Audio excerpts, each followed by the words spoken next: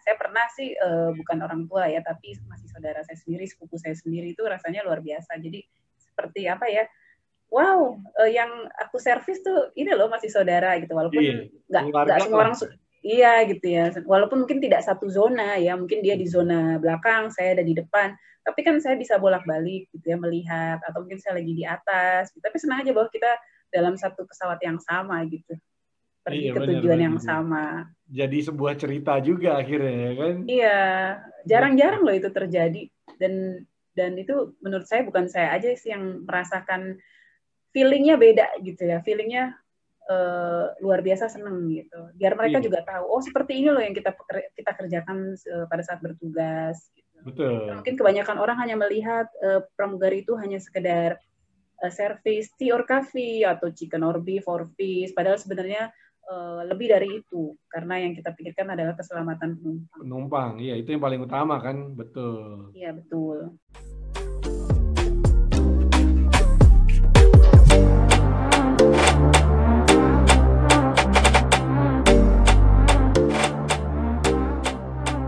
Yes, balik lagi bareng gua Rafki Chandra guys. Masih di program YouTube channel gue Ngobras Bakwan, ngobrol asik bareng kawan. Nah, kali ini nih gue mengundang salah satu inspirator kita di salah satu bidang aviasi nih. Wah, ini orang yang cukup berpengalaman di salah satu industri ini yang menurut gue perlu gue angkat untuk kita ajak ngobrol nih guys. Sudah ada di sini Mbak Ratri Handayani. Halo Mbak. Halo Mas Rafki, senang sekali ya. Baik, kabar baik. Gimana Sehat Mas ya? Rafki? Sehat, Sehat dong. Kita harus sehat alhamdulillah. ya, walaupun kita dalam kondisi pandemi, kita harus tetap sehat ya kan? Siap, mudah-mudahan semuanya sehat ya Mas ya. Bener, harus dong. Abang. Nah, abang atau udah gue biasa bilang. Jangan dong, tapi gue panggil nama aja nggak apa-apa. It's okay. Oke, siap. Nah, Mbak Ratri ini adalah ya seorang teman yang bertemu di salah satu komunitas nih sama gue nih. Kita sama-sama dimasuk di salah satu komunitas podcast ya. Yep. Kita ikutin trainingnya podcast masterclass by Eric Tanhef sama Deddy Kobuzier. Nah, siap. Jadi kita berdua ini waktu itu istilahnya mengikuti training gimana sih kalau kita mau sukses dengan kita menggunakan platform atau media podcast ya. Seperti itu. Nah, ini menarik banget. Kita akhirnya ini ya Mbak, istilahnya mengikuti banyak knowledge yang bisa kita dapat lah istilahnya dari banyaklah sharing pengalaman dengan teman-teman yang juga sesama suka podcast. Walaupun aku belum memulai ya. Iya benar. Masih di akun platform Instagram, tapi semoga kedepannya bisa dimulai. Betul, iya dong. Harus ya, pelan-pelan. Ya. Bagaimanapun, bagaimanapun kita berbagi cerita menarik dan inspiratif itu sekarang medianya banyak ternyata. Betul. Ya, dengan cara podcast ini juga salah satunya gitu. Iya. Kalau diundang untuk podcast itu sih udah beberapa kali ya. Beberapa kali. Ya, tapi untuk memulai sendiri dengan podcast sendirinya belum. Ya, tapi semoga masih tetap fokus. Iya benar. Semoga segera ya Mbak ya. Amin, doakan. Podcastnya nih. Nah, tapi belajar dari Mas Rafki ya. Sama-sama newbie kita. Tapi anyway, ada hal yang menarik dari seorang Ratri Handayani nih, gengs. Jadi Mbak Ratri ini adalah seorang cabin crew atau seorang apa ya? Kalau umumnya orang bilang pramugari ya. Nah, yang ternyata kemarin tuh ketemunya malah di komunitas podcast. Nah, gue mau tahu nih sebenarnya cerita dari historicalnya seorang Mbak Ratri ini gimana sih Mbak? Kok menjadi cabin crew, terus akhirnya sekarang bikin podcast yang kayak gitu-gitu tuh boleh nggak Mbak di-sharing ke kita Mbak? Oke deh. Ya, terima kasih ya. Nama saya Ratri Handayani. Saya tuh sebenarnya tidak pernah punya impian untuk menjadi seorang pramugari secara spesifik ya. Sebenarnya tidak pernah. Ya.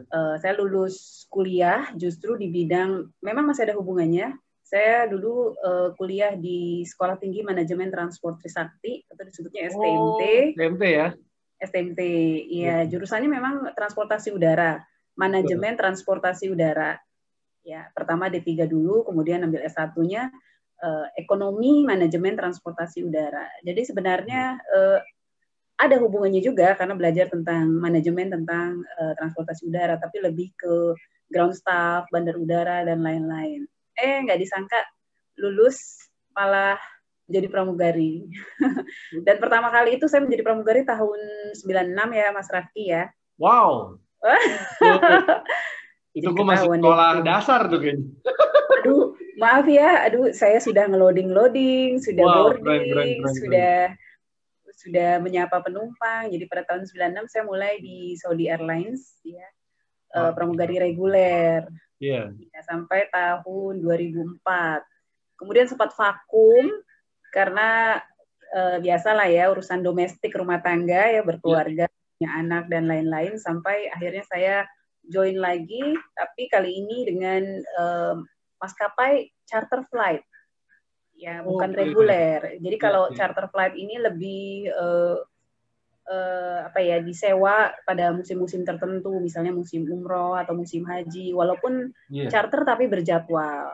Nah, sampai sekarang. Cuma sayangnya saat ini kami semua sedang mengalami masa unpaid leave atau dirumahkan karena pandemi corona ini, yang saya terakhir terbang itu bulan Maret tahun ini. Wow, lama juga ya. Sudah sekitar 8 bulan di grounded. Iya. Dan itu karena pandemi sampai sekarang, jadi belum tahu kapan lagi akan terbang ya, Mbak? Belum tahu. Walaupun tiap saat ada info atau email dari perusahaan yang sifatnya membangun juga sih, positif ya. Semoga pandemi ini cepat berlalu dan kita semua bisa kembali terbang normal seperti sedia kala ya. Kita doakan saja ya, amin. Karena emang ini tahun penuh tantangan, juga tahun penuh boleh dibilang challenge ya. Semua saya rasa merasakan imbasnya, bukan hanya dari dunia aviasi saja. Bener Mbak, gue pun begitu Mbak. Dari Maret belum terbang lagi kan. Kalau gue dari Maret belum ke kantor lagi sebetulnya nih. Istilahnya gue ke kantor tuh cuma mungkin gue cuma dua kali itu juga cuma urus dokumen doang terus pulang. Kayak gitu. Tapi nggak apa-apa kan, kita ambil hikmahnya dari pandemi ini, kita banyak melakukan hal-hal yang dulu nggak pernah bisa kita lakukan ya, atau bahkan tidak terbayang ya. Benar. Jadi ambil aja positifnya di situ. Kita berusaha mengeluarkan the best version. Iya, kreativitas itu. Bener. Yang kayaknya dulu wah nggak kebayang nih mau bikin ini, mau bikin itu, tapi di sini ada waktu luang yang bisa kita manfaatkan secara positif.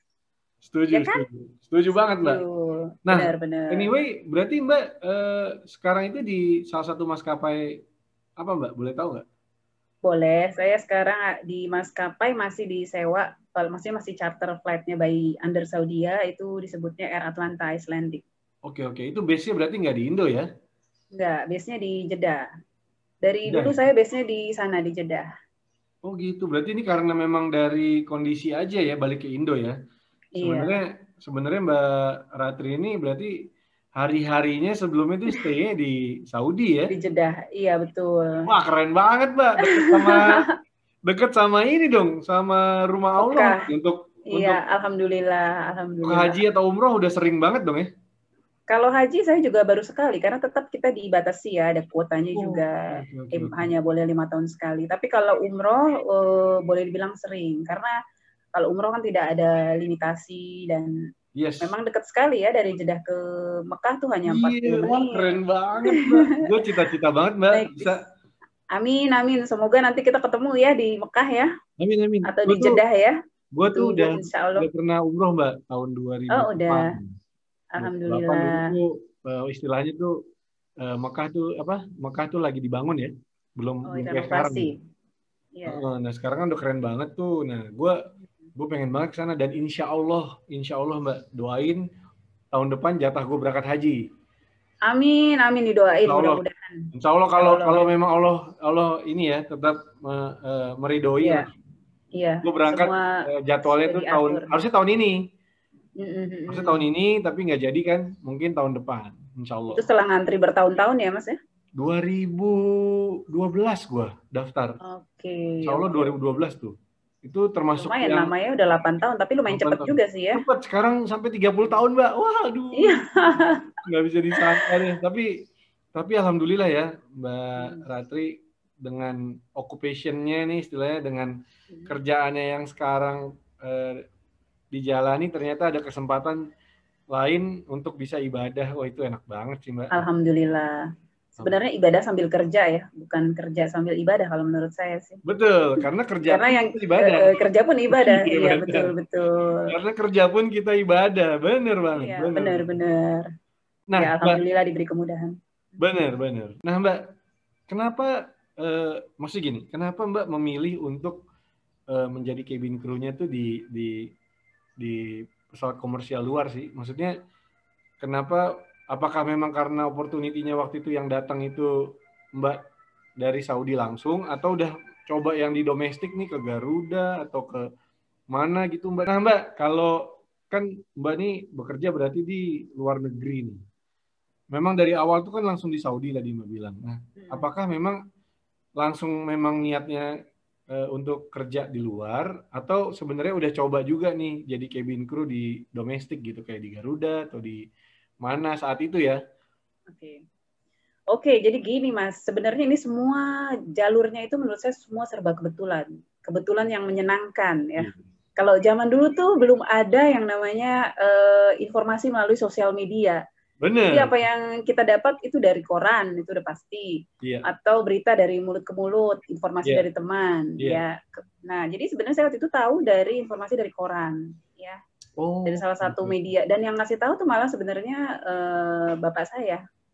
Bapak saya itu sebenarnya kerja di airlines juga, ya, domestic airlines. Tapi saya nggak pernah boleh untuk mencoba masuk ke sana. Saya juga mungkin waktu itu saya belum kepikiran ya. Terus bapak saya bilang, ini ada lowongan nih, coba deh. Gitu, siapa tahu aja bisa. Jadi semua serba kebetulan. Saya sendiri belum pernah mencoba yang di domestik, saya belum pernah mencoba sama sekali. Bukannya nggak mau ya, tapi waktu itu memang kayaknya informasi itu minim sekali gitu loh. Kalau kita nggak coba cari tahu sendiri, itu kita nggak dengar, atau kita harus lihat dari koran. Nah, kebetulan koran ini yang lihat ayah saya, kemudian kasih tahu ke saya, dan entah gimana akhirnya mencoba, alhamdulillah berhasil. Bahkan sampai pada saat kita briefing, jadi sebelum berangkat itu kita harus briefing dulu para calon cabin crew itu di suatu hotel, itu bapak saya ikut nganterin. Oh gitu. Saking excitednya ya, karena dia ngerasa dia yang kasih tahu, walaupun dia juga tidak ada hubungannya dengan perusahaan ini ya. Dia hanya melihat dan membaca di koran terus kasih lihat saya. Ya, saya juga surprise, kenapa saya justru di domestik tempat bapak saya bekerja ini saya nggak pernah diizinkan gitu ya. Tapi justru yang ini saya malah diberi jalan, silahkan dicoba gitu. Jadi doa orang tua itu memang benar-benar luar biasa ya. Dan yang tadinya yang tadinya hanya kebetulan, itu jalannya dipermudah sampai akhirnya saya diterima dan saya berangkat di bulan April tahun 96. Iya. Memang benar, Mbak. Namanya doa orang tua, namanya support orang tua tuh, wah udah nomor satu lah buat kita ya kan, istilahnya ya, gitu. Jadi semua digampangkan ya. Gampangkan semua jadi itu sama Allah, bener. dipermudahkan ya. Bener. Padahal tadinya rencananya itu hanya sekedar mencoba, tapi tetap saya jalani dengan fokus gitu ya, walaupun coba-coba, tapi sebenarnya saya menjalaninya juga dengan usaha gitu loh. Jadi nggak cuma sekedar coba-coba yang ya ngasal gitu, enggak. Iya. Gitu. Istilahnya bukan cuma iseng lah, tapi memang ada niat juga gitu. Iya. Keren. Alhamdulillah waktu itu orang Indonesianya di angkatan saya, di batch saya itu hanya 23 orang. 23 atau 24 gitu. Karena waktu itu jarang sekali orang Indonesianya. Tapi kalau pas udah tahun 2000 ke sana itu udah sering, maksudnya udah hampir tiap tahun ya? Udah banyak. Oh, berarti Mbak termasuk salah satu senior nih sekarang kan di kalangan orang Indo di sana sebagai cabin crew ya. Wow, keren. Senior atau tuwir ya, seperti itulah ya. Sebenarnya sih nggak ada senior junior sih ya. Senior secara pengalaman dan service gear lah istilahnya ya kan? Iya, mungkin begitu. Tapi sebenarnya kalau lagi terbang kita semua tuh sama ya. Yang membedakan mungkin adalah yaitu pengalaman. Pengalaman, benar. Iya. Nah, tapi saya malah senang sih. Saya nggak pernah melihat, maksudnya saya nggak pernah melihat senior dan junior itu menjadi suatu acuan bahwa kalau kita senior itu kita bisa lebih berbuat hal yang mungkin buat sebagian orang itu kan di mana-mana itu menjadi hierarki ya. Iya, ya. Kayak Kalau saya, keuntungan iya, organisasi, keuntungan struktur lah istilahnya. iya ya. Tapi buat saya malah senang kalau saya nggak melihat dari senior junior, tapi saya merasa dengan adanya banyak teman-teman yang usianya di bawah saya merasa awet muda. Oh gitu, iya benar. Istilahnya kan tongkrongannya jadi Iya, seger lagi dan nih. saya jadi, iya. Benar. Dan saya merasa tahu gitu apa yang terkini di antara mereka, bahasa gaul mereka, dan saya belajar gimana sih mereka, kan lain dengan anak-anak milenial menghadapi suatu masalah atau bagaimana mereka menyikapi. Jadi saya belajar banyak juga dari mereka sebenarnya. Benar. Ya, Jadi kayak seru sih, di sini ada main banyak sosial media. generasi. Kalau lagi, Iya kayak main sosial media kan juga dari milenial kan. Wow. iya benar banget. Benar. Ngerasa apa ya, fresh, Yes. selalu fresh. Selalu fresh karena ketemu anak muda, ketemu ilmu baru, Benar. ketemu lingkungan baru ya Mbak ya. Iya Emang banget. seru sih. Tapi Iya. secara secara pengalaman nih. Nah, kan Mbak perdana waktu itu di 96 berangkat ke Saudi nih. Iya. Itu ada tantangan atau cobaan-cobaan perdana nggak sih? Biasanya kan orang bilang 3 bulan pertama ngerantau tuh kayak pengen balik pulang. Jadi apa kangen rumah atau yang kayak gitu-gitu kan banyak tuh orang kayak gitu kan. Nah, pasti kalau ada. Mbak Ratri itu gimana? Kalau kangen udah pasti ya, kangen rumah udah pasti. Tapi karena saya sudah terbiasa untuk mandiri. Dulu waktu saya ikut PKL pun saya jauh dari rumah. Suatu lagi saya masa-masa kuliah atau SMA saya banyak ikut organisasi seperti PMR, Pramuka yang kita tuh harus bisa survive gitu dalam keadaan apapun. Jadi saya merasa fine-fine aja ya karena saya biasa ikut organisasi itu tadi. Jadi paling ada masalah ada gegar budaya ya karena mungkin pada saat itu kita disediakan villa atau tempat tinggal mes yang dimana kita tinggal tidak hanya dengan orang dengan nationality yang sama. Kadang-kadang kita disebar gitu, ada yang tinggal dengan orang bangsa lain. Nah, ini mungkin masalahnya adalah pada saat kita memasak ya, Mas. Iya benar. Misalnya kita orang Indonesia ya, senang masak ikan asin misalnya. Iya. Itu kan tidak semua bangsa suka ya dengan baunya, atau mungkin kita bikin sambal. Benar. Mungkin ada yang senang makan pete atau jengkol, yang seperti itulah ya, hal-hal receh tapi bisa jadi masalah besar.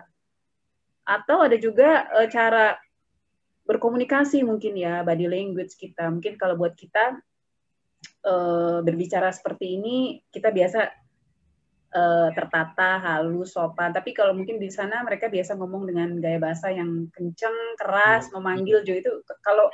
Kalau nggak dibiasakan kita banyak bapernya ya. Tapi pas kita lihat, oh ternyata bangsa ini memang bergaya ngomongnya itu seperti orang berantem.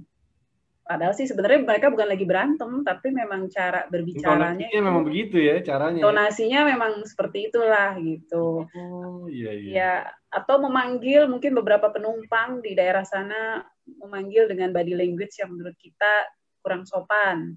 Ya, sorry to say misalnya kalau di sana biasa manggil seperti ini gitu ya. Kan kalau buat kita tuh kayaknya baper banget begini, memang gue burung apa gitu ya. Iya benar.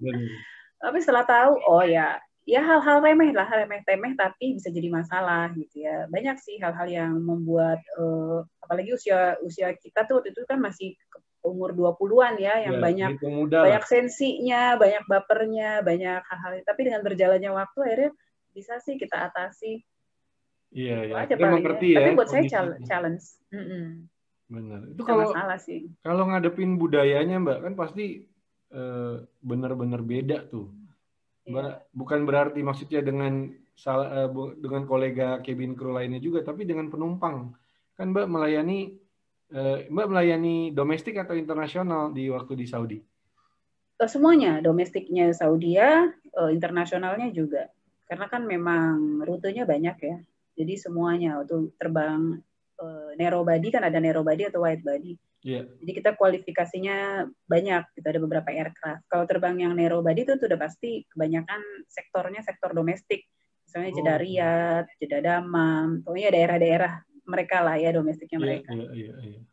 itu dan selalu seringnya itu full load ya, banyak. Jadi baik rute domestik maupun internasional sih kita udah terbiasa dengan karakteristik penumpangnya ya. Ya, karena Mungkin kan sama seperti di sini, kalau terbang betul. ke sini penumpangnya begini, kalau terbang ke arah sana penumpangnya begitu. Jadi ya sebenarnya sekarang tergantung dari cabin crew masing-masing, tapi kita Iya.